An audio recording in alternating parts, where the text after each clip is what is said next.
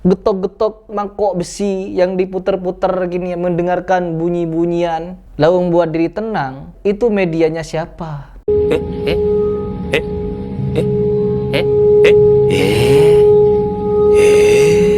Lalu duduk seperti bersemedi, seperti orang Buddha begitu, terus memuji-muji lagi. Jadi sekarang orang-orang liberal seperti ini bukan malah mengajarkan Al-Quran, tapi mengajarkan kebiasaan orang-orang di luar Islam. Meditasi.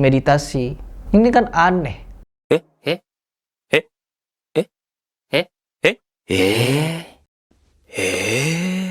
Ada 3 fakta yang dimana membuat orang seperti Ustadz Arif Munandar ditinggalkan jemaahnya, di blacklist dari pengajian, mengisi pengajian. Dan di sini saya ingin memberikan penjelasan kepada kalian dari 3 hal yang saya temukan ini, beberapa penyimpangan beliau setelah menikah. Yang pertama, beliau mengatakan bahwa maulid itu ya perkara yang boleh-boleh saja. Dan pandangan yang bagus dalam masalah ini, pandangan Majelis Takjih Muhammadiyah, yang menilai peringatan Maulid Nabi itu hukumnya mubah, boleh dengan 2 syarat.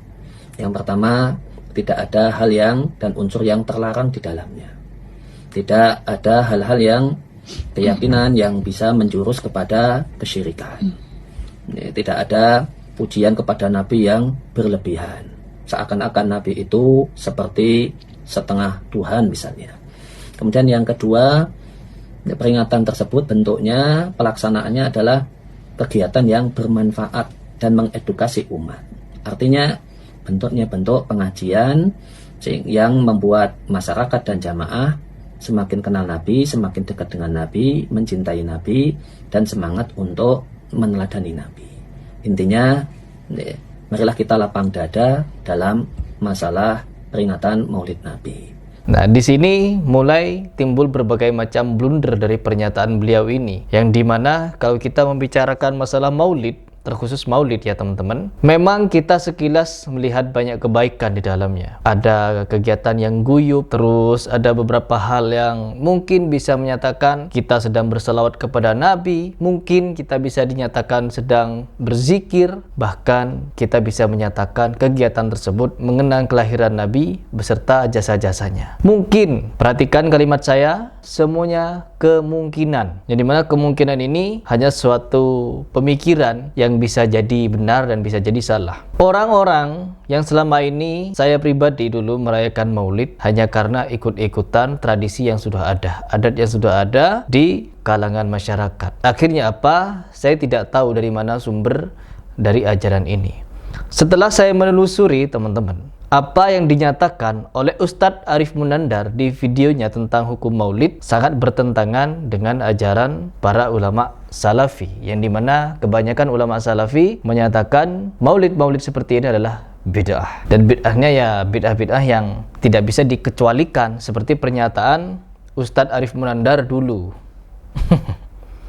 Karena apa teman-teman? Ketika kita ingin kembali kepada Islam yang hak, seperti yang dikatakan oleh Ustadz Yazid Jawas rahimahullah, bahwa perayaan maulid ini kembali kepada siapa sebenarnya? Karena Nabi tidak mengajarkan, sahabat tidak mengajarkan, tabi'in tidak, tabi'ut tabi'in tidak, keempat imam mazhab tidak, melainkan ajaran siapa? Yaitu Syiah Fatimiyah, yang sampai sekarang dilestarikan oleh orang-orang Syiah. Dan orang-orang Syiah ini punya kembaran teman-teman, yaitu Sufi, Syiah dan Sufi yang hobi merayakan perayaan-perayaan yang tidak pernah dirayakan oleh Nabi. Orang Syiah yang dimana mereka mengaku pengikut keluarga Nabi, tapi amalan-amalan mereka tidak ada yang sesuai dengan Nabi. Ketika 10 Muharram, apa yang mereka lakukan? Melukai diri sendiri teman-teman.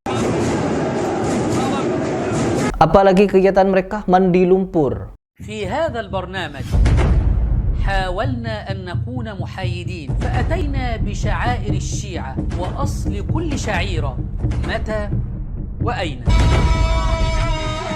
ثم أثبتنا أن الشيعة قد أخذوا بعض الشعائر من البوذية والهندوسية وسموها بالشعائر الحسينية، أخذوا بعض الشعائر من اليهودية والنصرانية وسموها بالشعائر الحسينية، وأخذوا بعض الشعائر من الحيوانات كالشعيرة الخنزيرية والشعيرة الكلابية وسموها بالشعائر الحسينية. فانتظرونا قريبا في برنامج شعائر شيعية. Apalagi kegiatan mereka jalan melata. Apalagi kegiatan mereka mencaci maki sahabat. أشهد أن أبا بكر وعمر أشهد أن أبا بكر وعمر وعثمان وعائشة وعائشة وحفصة في النار. Apalagi kegiatan mereka mencaci istri-istri Nabi. عائشة مؤمنة أم كافرة؟ أم المؤمنين أم الكافرين؟ أم الكافرين كافرة زنديقة. أني أريد أن أثبت أن عائشة بنت أبي بكر اليوم في النار بل هي في قعر جهنم. Apalagi kegiatan mereka nikah mut'ah. Apalagi kegiatan mereka LGBT. In Iran, you can't be gay, but you can be transgender. A loophole in the law means the strictly religious country performs more sex change operations than any other, except Thailand. 10 years ago, Tehran was known as Amir. That was before she met a woman in a cafe who'd undergone sex change surgery. When I left the cafe, I was no longer Amir, she says. I realized what my dreams were all about. In Iran, same-sex relationships are punishable by death, but there's no law against sex change operations in the Quran, and the procedure has flourished. In Islam, there's a principle which says that everything is allowed unless there are strong arguments against it or a law forbidding it. Apalagi kegiatan mereka membludak macam kesesatan yang sejatinya itu merusak marwah yang mereka sebut sebagai pengikut keluarga Nabi.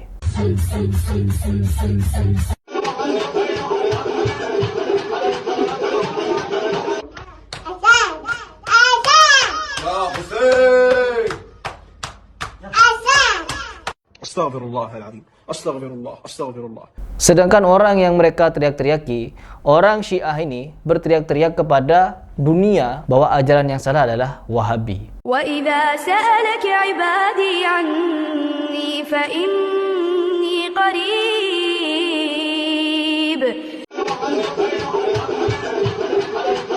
Penduduk Mekah Madinah. Perhatikan apa yang dilakukan penduduk Mekah Madinah. Muslim-muslim di sana, ulama-ulama di sana. Duduk, tentram, rapat barisan, kajian ilmiah. Nggak ada ritual-ritual aneh-aneh seperti mana yang ada di Syiah. Tepuk-tepuk dada.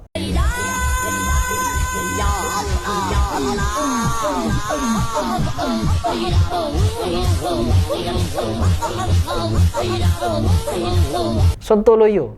Di Arab Saudi tidak ada, teman-teman. Mereka mencintai Nabi beserta para sahabat, beserta keluarga Nabi dengan mentaati dan meneladani akhlak beserta amaliyah yang sudah diajarkan oleh Nabi Muhammad SAW sampai kepada 4 imam mazhab. Tak ada satupun mereka menyimpang. Tapi framingan-framingan dari mulut-mulut sumbing Syiah masuk kepada orang-orang yang mengaku Sunni, yaitu Sufi, dengan ajaran-ajaran yang mirip, menghias-hias kuburan. Kita runut dari kegiatan-kegiatan ibadah-ibadah orang-orang Sufi, Syiah, dan Yahudi. Orang Sufi suka beribadah di kuburan, istighosah di kuburan, ngalap-ngalap berkah di kuburan, dan lain sebagainya, ke kuburan merangkak-rangkak. Dan orang Syiah pun juga sedemikian rupa, suka beribadah di kuburan, suka nyembah kuburan, suka merangkak di kuburan. أشهد أن أبا بكر وعمر أشهد أن أبا بكر وعمر وعثمان وعائشة وعائشة وحفصة في النار. Sama, dan saya berbicara dengan data fakta, ada videonya. Orang Yahudi pun begitu, teman-teman. Orang Yahudi suka angguk-angguk juga di tembok. Ke kuburan juga mereka.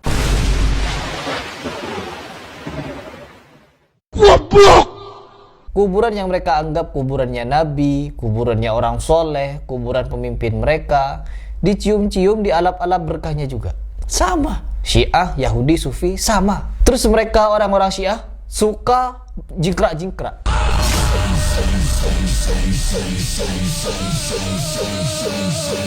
Begitu.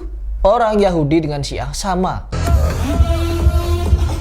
Apakah orang Sufi berbeda? Sama, teman-teman.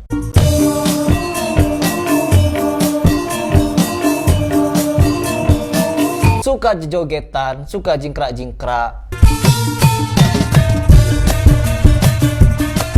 Perhatikan kesamaan mereka. Bahkan yang lebih ekstrim,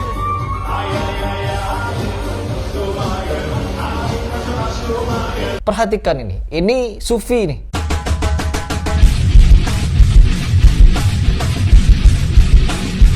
Joget sambil salto-salto, koprol-koprol dan lain sebagainya. Orang Yahudi juga ada yang seperti itu.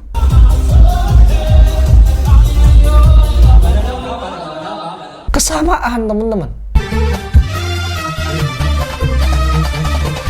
Kenapa orang sufi begitu menghormati, mengagungkan, dan menganggap Syiah sebagai saudara? Ya karena memang DNA-nya sama. Jadi banyak kemiripan antara Sufi dan Syiah yang merayakan maulid-maulid ini. Kasihan orang-orang awam di Indonesia yang terperangkap dengan ajaran Syiah ini. Akhirnya apa? Orang seperti Arif Munandar ketika beristri dengan seorang Sufi rusak. Kenapa saya menyebut beristri seorang Sufi? Jelas istrinya itu, Farihana, adalah seorang Sufi tulen, mengagungkan orang-orang Sufi seperti siapa? Habib Ali Jufri. Ya, di sini ada satu postingan dari Farihana ini yang dimana memuja-muji seorang Habib Ali Jufri. Mari dengarkan dan renungkan nasihat Habib Ali Al-Jufri hafizahullah ini baik-baik. Membenarkan ajaran-ajaran tasawuf. Apalagi terus dia membela Uwas-Uwah yang dimana Uwas-Uwah muhibbin Habib juga. Di mereka yang dihormati hanyalah gurunya mereka saja, syekhnya mereka saja, ustadz mereka saja. Tetapi pada kiai lain di Indonesia sudah banyak ya korban-korbannya para ustadz yang pernah dijelekkan. Contohnya kita lihat, coba kita flashback ke belakang, bagaimana siapakah yang menyerang Ustadz Abdul Somad. Dulu saya pernah membela di tahun 2017. Coba diingat lagi, siapa yang menyerang? Nah, kemudian mungkin Ustadz Adi Hidayat, siapa juga yang menyerang? Apalagi ya, terus ada lagi juga fatwa tentang musik. Ya, Ustadz Arif Munandar ini ketika beristri Farihana ini, apa yang terjadi? Musik-musikan, ya, happy birthday-an, peluk-pelukan sama istrinya, diposting di media sosial.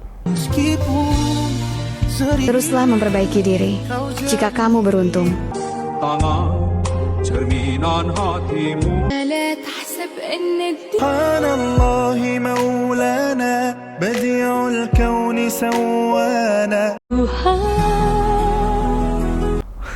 Kalau kita melihat, tak ada satupun dari ulama-ulama salafi dari Mekah, Madinah, sampai Indonesia yang dimana mereka memposting istri-istrinya dengan caption-caption yang ulama-ulama salafi, meskipun istrinya ya cantik, ya pinter, bertakwa, gak ada yang tampil di media sosial, foto-foto, bicara, ini itu gak ada. Hanya ini. Terus yang lebih membangunkan lagi teman-teman, Farihana ini ternyata memuja-muji orang-orang biksu dengan ajaran-ajaran meditasi-meditasi. Kalau meditasi secara bahasa mengartikan bahwa kita untuk menenangkan diri, menenangkan hati, menenangkan pikiran dengan cara merelaksasi otot. Menenangkan dirilah, dan bermacam-macam orang yang disebut dengan meditasi ini. Tetapi meditasi yang dimaksud oleh Farihana, apa yang dia maksud? Meditasi orang-orang Buddha, teman-teman. Buktinya apa? Dia memuji-muji orang Buddha, teman-teman. Ya Allah, liberalisme. Jadi kekonyolan demi kekonyolan ketika orang sudah bertengger dengan orang yang menyimpang, maka kalau dia tidak bisa merubah penyimpangan itu, maka dia yang akan ikut menyimpang. Apa kata Farihana ketika dia bermeditasi, teman-teman? Apa yang katanya dia dapatkan? Ketenangan, pikirannya menjadi tenang, hatinya menjadi tentram. Bisa jadi, iya, memang semua orang bisa dengan cara menenangkan diri, relax sejenak untuk tidak memikirkan perkara-perkara yang bikin mumet, bisa tenang. Namun ketenangan yang sejati tidak mungkin dia menyatakan orang yang paham agama, orang yang sudah katanya kata Ustadz Arif Munandar bahwa istrinya ini sudah belajar, sudah mengkaji Al-Quran, sudah memiliki guru, begini, pokoknya lah dia sesuai untuk berbicara agama begitu ya. Namun ketika dia berbicara masalah ketenangan, kenapa dia malah membicarakan ketenangan itu identik dengan meditasi? Bukankah di dalam Al-Quran surat Ar-Ra'd ayat ke-28 disebutkan bahwa orang-orang yang beriman itu untuk membuat hatinya tentram, membuat dirinya tenang, pikirannya jernih adalah dengan mengingat Allah. Perlu diingat, hanya dengan mengingat Allah pikiran itu atau hati itu bisa tentram, bisa tenang. bagaimana cara mengingat Allah? Ya dengan sholat, dengan berzikir, membaca Al-Quran. Itu cara seorang muslim untuk menenangkan diri. Kalau dengan cara getok-getok mangkok besi yang diputer-puter gini, mendengarkan bunyi-bunyian, lalu membuat diri tenang, itu medianya siapa?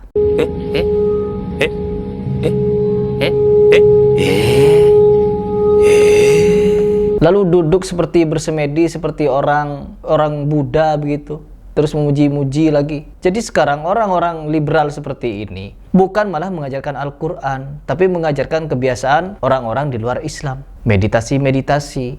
Ini kan aneh. Apakah tidak mempelajari Al-Qurannya bagaimana? Inna lillahi wa inna ilaihi raji'un. Muter mangkok besi, relaksasi katanya. Kalau saya menyebut meditasi, ya meditasinya versi Harry Pras. Kalau memang menenangkan pikiran, jalan-jalanlah ke gunung begitu, melihat keindahan alam. Sudah duduk nyantai sambil ngopi, ngeteh, santai, rileks sudah. Nggak perlu meditasi sebagaimana orang-orang di luar Islam. Kan beda konteksnya. Tetapi memang di postingan-postingan dia seolah-olah menerima semua perbedaan agama, bergaul dengan agama ini itu. Padahal ketika Nabi Muhammad SAW memberikan pendidikan kepada kita semua bahwa orang-orang menjalani kehidupan sosialnya kepada orang non-muslim, kepada orang kafir, mereka itu bukan mendiamkan orang dalam kekafiran. Mereka selalu mengajak mereka untuk masuk Islam, mengajarkan Islam, bukan malah saling membenarkan agama satu sama lain. Jadi ini letak penyimpangan yang harus kita paparkan kepada umat agar berhati-hati ketika duduk, apalagi beristri. Sensitif teman-teman, sensitif. Seorang ustadz berubah pikirannya ketika beristri. Aduh ya Allah, saya tidak punya banyak komentar, miris dan prihatin saja. Silahkan kalian berkomentar. Ya tidak salah, pantas saja kemarin ketika dikritik oleh Ustadz Abdul Twasikal, dia merasa mempunyai murid yang durhaka. Sama dah, Ustadz Abdul juga begitu. Ketika mengkritik saya, jangan mengkritik seorang doktor, profesor. Beliau sendiri ya begitu. Ya, mau mencari orang yang sesuai dengan pikiran kita ya susah. Tapi kita harus mengingatkan orang lain agar tidak seperti mereka yang mengajarkan berbagai macam syubhat dan kesesatan. Itu saja dari saya.